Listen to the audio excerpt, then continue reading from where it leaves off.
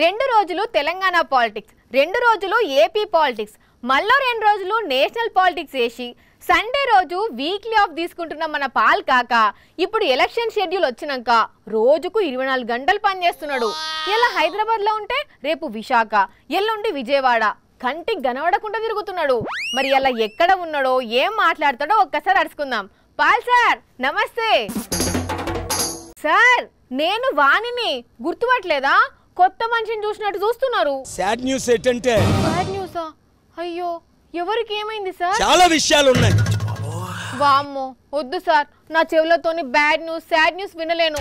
మంచి విషయాలు చెప్పుండ్రి. పాలన్న రావాలి. ఏ పాలన్న నీ నినాదం జనాలకు పోయింది కదా, మస్తు హుషారైనావు. అమ్మ బాబోయ్ సీరియస్ అవుతున్నాడు. ఏమైంది కాక? ఎవరైనా నీ వెనకాల టపాకాయలు కాల్చిర్రా? తెలంగాణ ప్రజలకు ఈ రోజు ఒక మంచి శుభరోజు. శుభదినమా?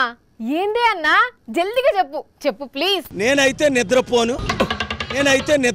నువ్వు నిద్రపోకుంటే అది శుభదినమా? విషయం ఏందో చెప్పవే. మంచి పాయింట్ బాబు. యు మీన్ బాబు అంటే చంద్రబాబా? Thank you very much. ఏం థ్యాంక్ యూ వెరీ మచ్? ఇంతకిప్పుడు నువ్వు ఏం చెప్పినావు? ఓకేనా? ఏం ఓకే, ఎందుకు ఓకే? అసలు ఎటు పోతున్నావు? ప్రజల కొరకు ఫైట్ చేస్తూ ఉంటాను అనుకుంటూనే ఉన్నా సగం సగం ముచ్చట చెప్పి పోతాడని. అనుకున్నట్టే చేసిండు గాని పాల్ చిచ్చతోని మాట్లాడితే మస్తు చిల్లు అనిపిస్తదిలే. అదే మరి పాలన్న అంటే